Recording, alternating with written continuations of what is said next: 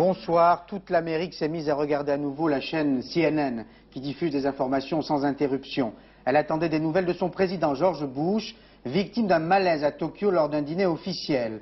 Sa famille, son entourage, les services de sécurité, le vice-président ont fait preuve, et c'est légitime, d'une grande fébrilité. Mais l'inquiétude est vite retombée. Ce n'était qu'une gastro-entérite, une fièvre intestinale. Hélène Frandon. Voyage officiel oblige, George Bush avait décidé de se rendre au dîner offert par le Premier ministre japonais. Il se sentait pourtant fiévreux et c'est en plein milieu du repas qu'il s'est effondré.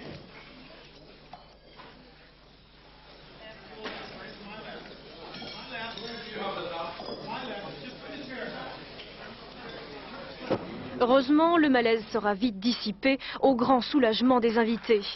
Et George Bush ira de lui-même jusqu'à sa limousine. C'est alors Barbara Bush qui reprend la relève avec humour. C'est la première fois que ça lui arrive. Je commence à croire que c'est la faute de l'ambassadeur. Lui et George ont joué au tennis ce matin avec l'empereur et avec le prince. Et ils ont été sévèrement battus. En fait, George Bush souffre d'une gastro-entérite. Il va mieux, mais en mai dernier, il avait déjà été victime d'un malaise dû à une arythmie cardiaque. Cette fois, le président a été victime d'une tournée en Asie éprouvante. Une tournée à laquelle il tient beaucoup, alors même que les Américains lui reprochent de trop souvent voyager. Professeur Christian Cabrol, bonsoir. Bonsoir. Nous vous avons invité pour un événement dramatique, la mort d'un jeune garçon, Geoffrey. Nous allons en parler dans un instant, mais permettez-moi de vous poser une question sur ce qui s'est passé à Tokyo. Peut-on s'effondrer à la suite d'une simple fièvre intestinale, si j'ose dire? Je vais vous raconter une histoire. Moi, j'étais en Chine, et en salle d'opération, pour regarder seulement, une opération très simple, et j'ai eu la même chose, et je suis tombé. Et on m'a dit, mais c'est vrai, monsieur Cabrol, que vous êtes un chirurgien? Non, ça peut arriver, ça déshydrate, ça fait perdre de l'eau, et sous le coup d'une émotion, je me souviens, c'est une espèce de douleur qui m'a pris, et je me suis effondré. Et donc il ne faut pas douter de l'explication officielle. J'ai été à la diète pendant quelques jours, et après, vous voyez, je suis encore en pleine forme. Merci, professeur Cabrol. Tristesse et recueillement à Zagreb. Une cérémonie religieuse a réuni tous les observateurs de la communauté européenne autour des corps de 5 de leurs camarades, un Français et 4 Italiens, tués hier par l'armée fédérale. La mort de ces 5 militaires a profondément choqué l'Europe des 12, qui a demandé à la mission d'observation de suspendre pour l'instant toute activité. Cela devient trop dangereux.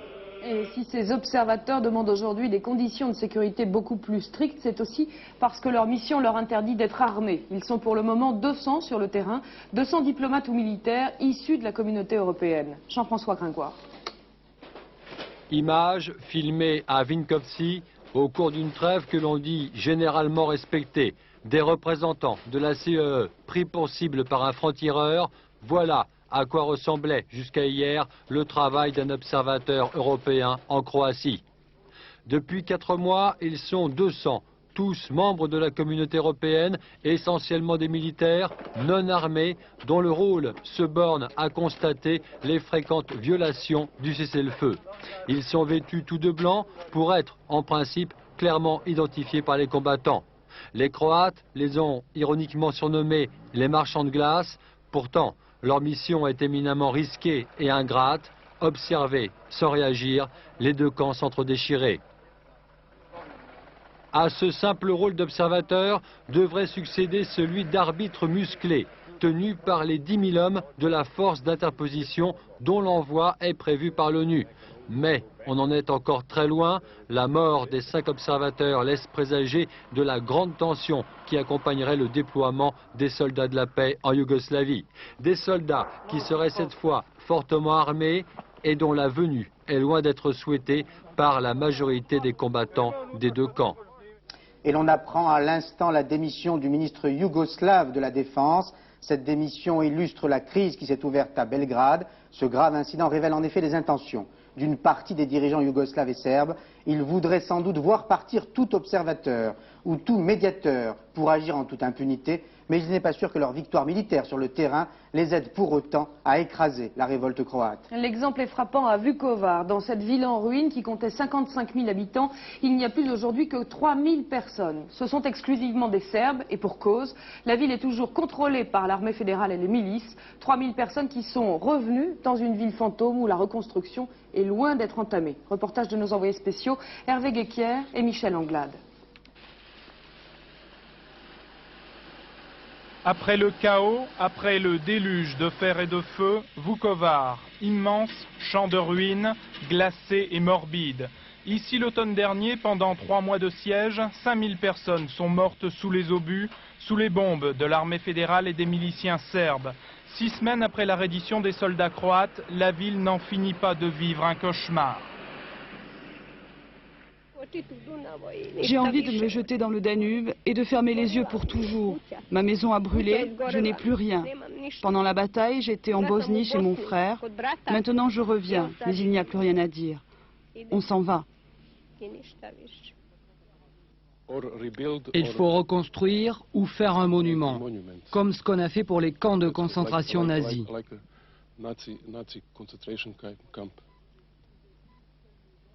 C'est incroyable. Pouvez-vous trouver une seule maison qui ne soit pas presque totalement détruite? C'est très dur d'être en colère. La colère est un sentiment trop fort. Je ne suis pas en colère, je suis simplement désespéré. Milan était professeur de littérature. Aujourd'hui, sous les décombres de sa maison, ses livres et peut-être le corps de son père qu'il n'a pas encore retrouvé. Avant la guerre, Vukovar comptait 54 000 habitants, des Croates, des Serbes, mais aussi des Hongrois. Aujourd'hui, 3000 personnes seulement des Serbes survivent dans une ville sans eau ni électricité.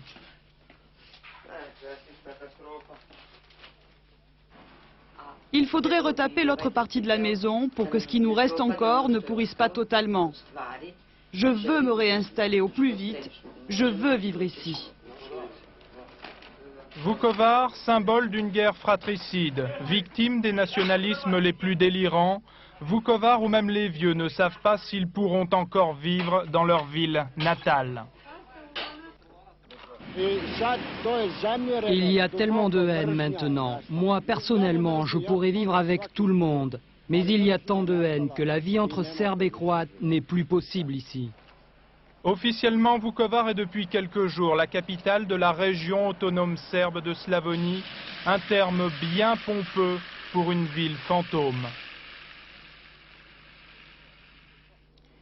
Guerre civile en Yougoslavie, tensions très fortes dans l'ex-Union soviétique, les effets pervers de l'effondrement du communisme s'accentuent, un bras de fer qui pourrait avoir des conséquences dramatiques oppose la Russie à l'Ukraine qui veut s'approprier la flotte de la mer Noire. Mais en fait, le problème est plus grave, c'est l'avenir de toute l'ex-armée soviétique qui se joue en ce moment. Aura-t-elle un commandement unique ou va-t-elle éclater? Boris Eltsine, en tout cas, ne semble pas prêt à faire de grandes concessions. Pierre Babet. Ils font leur pactage, ils quittent l'Ukraine, ils rentrent chez eux, en Russie. Pour ne pas avoir à prêter serment sur un drapeau qui n'est pas le leur, et surtout pour ne pas avoir à faire cela, découdre le sigle de l'armée soviétique des épaulettes de leur uniforme. Je suis forcé de partir, reconnaît ce soldat, tous mes copains partent aussi, servir en Russie. Plus grave encore, l'avenir de la flotte de la mer Noire. Les bases navales de Sébastopol et d'Odessa permettent le seul accès russe aux mers chaudes de la Méditerranée et de l'océan Indien. Cette flotte, plus importante en tonnage que notre marine nationale, est revendiquée à la fois par l'Ukraine et par Boris Yeltsin. Les équipages sont russes à 80%, or Kiev leur demande de prêter serment à l'Ukraine. Aujourd'hui, la tension monte à nouveau d'un cran avec ce coup de gueule du patron de la flotte, l'amiral Chernadzin. Quand est-ce que l'Ukraine a été une puissance navale? Jamais. Dire que tout ce qui est sur le territoire de l'Ukraine appartient à l'Ukraine, c'est proprement inacceptable. Ce soir, le maréchal Chapochnikov annonçait de Moscou que des pourparlers sur ce point pourraient s'engager dès jeudi entre l'Ukraine et la Russie. En France, une question destinée aux étudiants de Sciences Po. Peut-on être à la fois président de l'Assemblée nationale et chef de parti? Réponse, oui, la Constitution ne l'interdit pas, mais les mœurs politiques sont telles que Laurent Fabius devra, et c'est sans doute son intention, quitter le perchoir pour la rue de Solferino. L'opposition ne s'est en effet pas privée d'apostropher le président de l'Assemblée nationale cet après-midi lors de la session extraordinaire. Si ce cumul des fonctions agite une partie de la classe politique, l'ambiance au PS était en revanche plutôt à la sérénité, affichée en tout cas. Reportage Daniel Sportiello et Philippe Jasselin. Sans rancune et bonne année quand même. Côte à côte, Pierre Mauroy, le premier secrétaire sortant, et son successeur désigné, Laurent Fabius. L'année 92 démarre dans la bonne humeur pour les députés socialistes, soulagés d'avoir réglé la question de la succession à la tête du PS. Mais déjà, un nouveau casse-tête surgit. Qui va remplacer Laurent Fabius au perchoir? On parle du jospiniste Henri Emmanuelli et surtout quand? Puisqu'on murmure que le futur premier secrétaire du PS pourrait rester président de l'Assemblée jusqu'à la session de printemps début avril. Sur ce point, au PS, deux écoles s'affrontent. Il y a ceux qui veulent prendre leur temps. Puisque nous sommes dans une intercession, il est utile d'organiser les transitions d'une façon très posée, responsable et tranquille.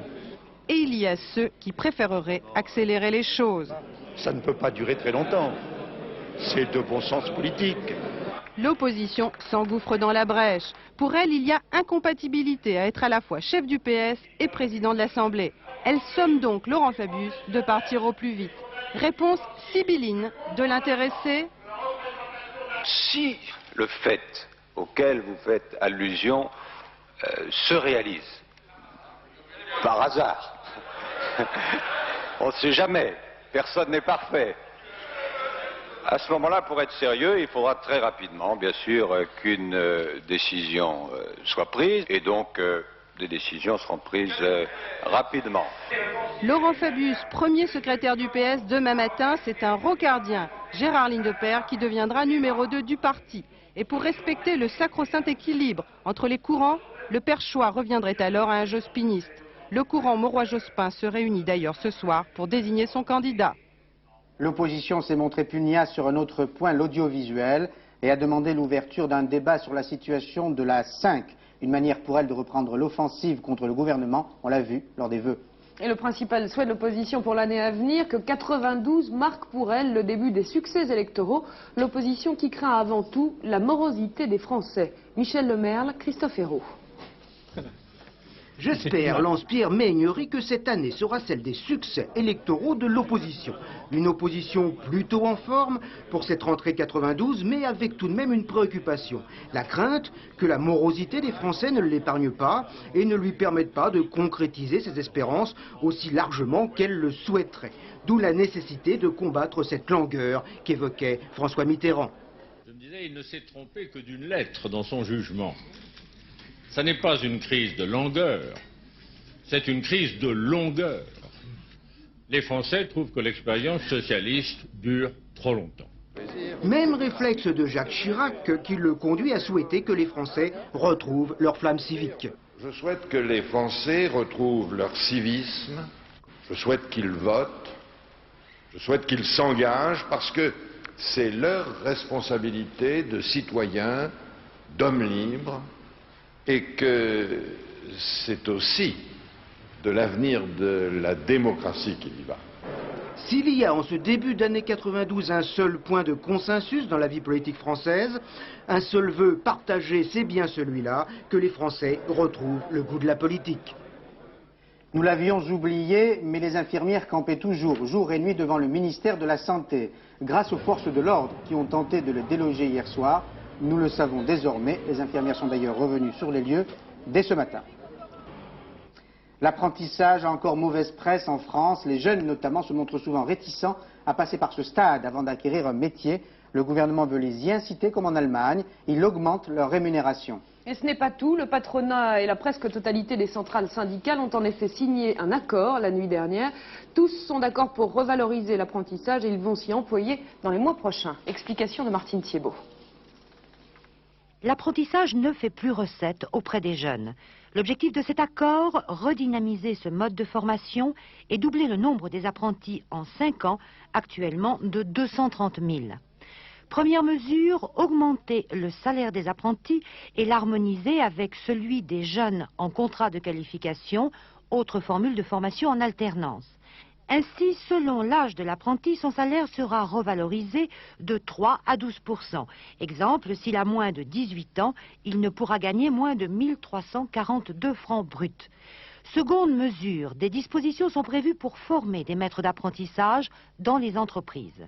Enfin, pour donner une impulsion nouvelle à l'apprentissage, un partenariat étroit va s'établir entre branches professionnelles, État et régions par le biais de contrats d'objectifs. Une incertitude toutefois, le mode de financement de ces mesures. Les partenaires sociaux préconisent un crédit d'impôt sur la taxe d'apprentissage. Seul syndicat qui a refusé cet accord, la CGT, qui estime qu'il ne garantit pas suffisamment la qualité de la formation des apprentis. Mais un prochain rendez-vous est fixé les 28 et 29 janvier avec les ministres de l'Éducation nationale et du Travail pour parfaire le dispositif. Le jeune Geoffrey a succombé à la maladie dont il souffrait, la mucoviscidose. Seule une greffe pulmonaire aurait pu le sauver, mais les appels de sa famille et des médecins n'ont pas été entendus, malheureusement. Des appels que le 19-20 et l'ensemble des médias avaient pourtant relayés, et un décès qui pose plus globalement le problème de la transplantation en France, et surtout celui du manque de donneurs. Reportage FR3 Bordeaux, Jean-Claude Zaoui, Jean Durand.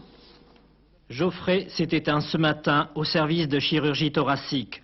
Cet adolescent de 15 ans, atteint de mucoviscidose, attendait une greffe de 2 poumons. Son état de santé s'est détérioré avant Noël et la transplantation était vitale. Dès le 1er janvier, ses parents, originaires de Coutras en Gironde, ont lancé un appel pour un don d'organes, mais en vain. Aujourd'hui, malgré la douleur du décès de Geoffrey, l'espoir demeure. Je crois qu'il faut dédramatiser au travers de ce que nous avons vécu, nous, mais plutôt parler en termes d'espoir, en parler beaucoup. Et là, on va apporter le soulagement à beaucoup de gens, de personnes et d'enfants qui nous attendent.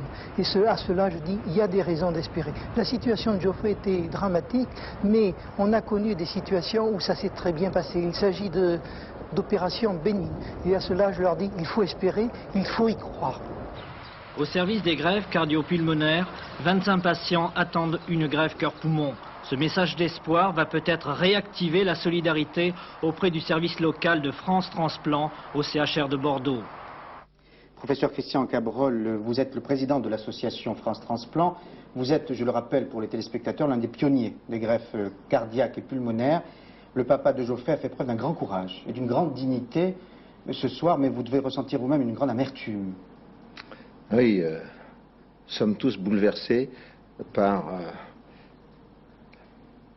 l'impossibilité qu'on a eue de pouvoir sauver cet enfant. Mais je voudrais dire tout de suite qu'on n'aime pas trop personnaliser parce qu'il y a d'autres enfants qui attendent, comme l'a dit d'ailleurs ce papa, et dans des états critiques aussi. Et il faudrait relever cette phrase, réactiver la solidarité dans France Transplant. France Transplant, j'en sors à l'instant, je suis venu dans le studio. C'est une ruche bourdonnante, on est là à avoir des appels, les gens se dévouent 24 heures sur 24 toute l'année et je pense que nous faisons tous notre possible, non seulement pour ce cas-là, comme on l'a fait, mais aussi pour tous les autres. Il y en a combien? Vous dites qu'il y a d'autres Geoffrey. En France, il y en a combien? Bien, pour la mucoviscidose, il y a environ actuellement une trentaine d'enfants qui sont sur la liste d'attente, dont certains sont en état très critique.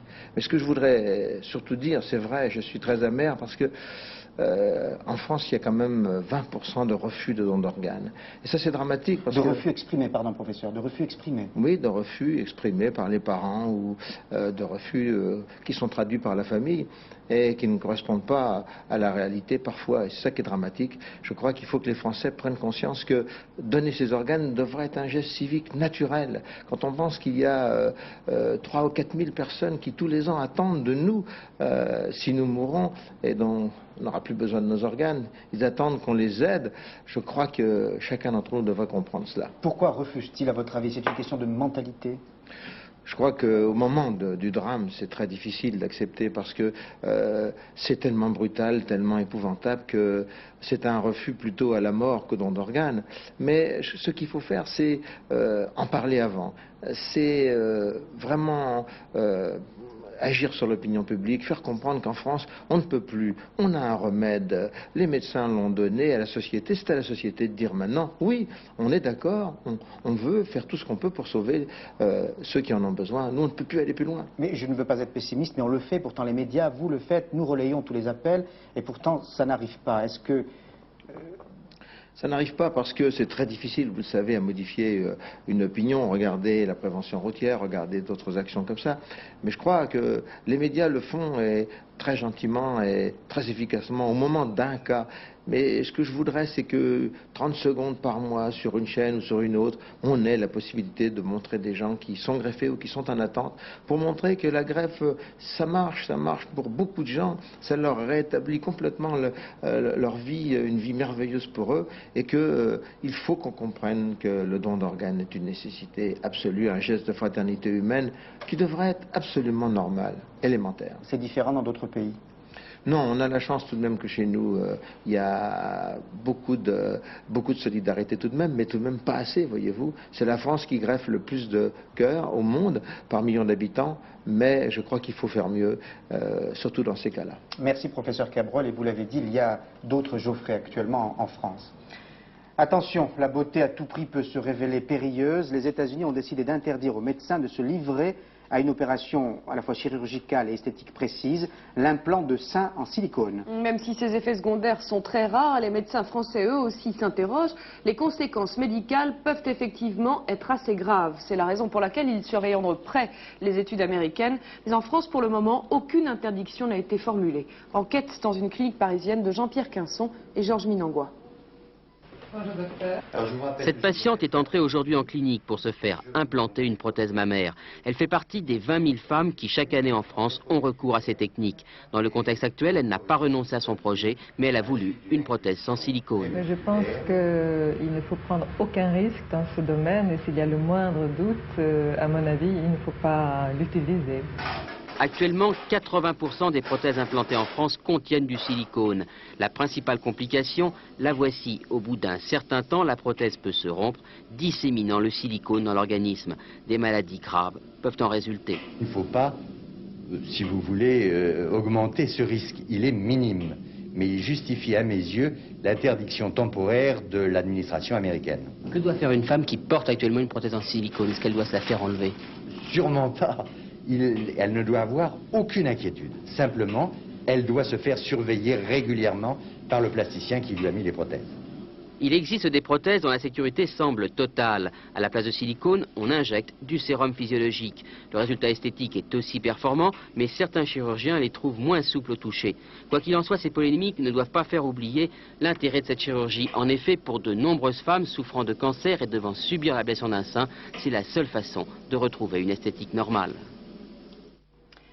Nous l'annoncions hier, le harcèlement sexuel dans l'entreprise sera davantage sanctionné. Il n'est pas inutile d'y revenir, et sérieusement, dans la mesure où une femme sur 5 a été victime de harcèlement sexuel. C'est le résultat d'un sondage réalisé par l'Institut Louis Harris. Et c'est ce sondage justement qui a incité Véronique Neyertz à présenter très vite un projet de loi. S'il est voté, aucun salarié ne pourra être évincé ou sanctionné s'il dénonce un harcèlement sexuel. C'est en effet au moment d'une embauche ou pour une promotion que les chefs d'entreprise exercent souvent ce chantage. Nathalie Darrigrand. Je vous engage à condition que vous foutez à poil devant moi. J'ai encore une fois refusé. Il m'a dit c'est pas bien. Il dit vous auriez dû accepter. Alors je dis bah non. Alors vous allez m'engager à condition que je me fiche à poil devant vous. Il dit, mais il dit, ça a déjà marché, pourquoi pas avec vous? Je dis, ben d'accord, c'est tant mieux pour vous si ça a marché. Ça a marché, mais pour moi ça marchera pas et puis c'est tout. Le cas de Véronique est exemplaire, victime du chantage à l'embauche. Chantage qui s'exerce aussi au sein de l'entreprise.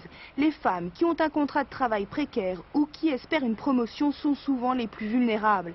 Certaines professions sont particulièrement redoutées dans le commerce, l'industrie ou le milieu médical. L'agresseur désigné, très souvent, le patron lui-même ou un supérieur, parfois un collègue. Pour 93% des personnes interrogées, le harcèlement sexuel est désormais un problème grave. Écoutez, entre nous, harcèlement sexuel. Quelle est la femme qui ne sait pas remettre son patron en place d'une bonne paire de gifles? Une paire de gifles peut-être, mais il sera alors interdit de licencier la rebelle. Véronique Neyertz, secrétaire d'État aux droits de la femme, entend réglementer le Code du travail. Je propose donc qu'il soit inscrit dans le règlement intérieur des entreprises ou des administrations les sanctions concernant le harcèlement sexuel du fait d'un supérieur hiérarchique. Ces sanctions seront donc à négocier par les partenaires sociaux. La définition retenue s'arrête donc aux abus de pouvoir émanant d'un supérieur, une définition volontairement limitée afin d'éviter les excès inverses. Le projet de loi sera discuté lors de la prochaine session de l'Assemblée nationale. La dernière nouvelle de ce 19-20, l'affaire Grégory pourrait rebondir 8 ans après la mort du petit garçon. Les enquêteurs soupçonnent une femme d'avoir été le fameux corbeau et lui ont fait faire une dictée que les experts graphologues étudient. Pour terminer, les pronostics de M. Courtine pour le tiercé écarté quintet de Vincennes. Il vous conseille le 18, le 8, le 7, le 4, le 2, le 12, le 19 et le 9. Et vous le voyez, le 4 est son joker. Et je vous rappelle l'information qui nous est parvenue de Belgrade ce soir. Le ministre yougoslave de la Défense a démissionné. Belgrade reconnaît de ce fait implicitement sa responsabilité dans la mort de l'officier français et des officiers italiens abattus hier par un avion de l'armée fédérale. La mission d'observation de la communauté européenne a d'ailleurs décidé de suspendre pour l'instant toute activité en Croatie. Marc Hautement reviendra sur ces informations à 22h15. Et dans quelques secondes, la météo complète de Florence Klein. Bonsoir, bonne soirée sur la 3. À demain, 19h. Bonsoir.